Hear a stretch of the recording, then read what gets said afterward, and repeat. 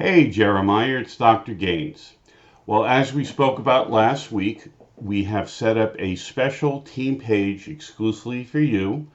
None of the other students can see this page except for you and your teachers so they can work with me to monitor your progress. Now, when you're on the Teams page, you're going to notice that you have that exclusive page. It'll probably be towards the bottom of your page.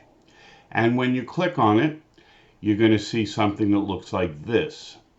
Now, on the left-hand column, you're going to notice that every one of the classes you're taking this year is listed. So pick a class, and what you're going to see next is that this particular planning program, this is how I set up all the assignments that you have due. Now, it's very important to remember that you have to go on to each one of your classes to see the actual assignment and the instructions, and when you're complete with the assignment, you have to submit it as you normally do. So once you click on this, you're going to notice that for the particular class, it's got the particular assignment that is due or past due. If it's past due, it's in red, and you are to click on it. When you click on it, you'll see that particular assignment, the date that it was due, and you will be able to reference your actual team page for that class, do the assignment, and submit it.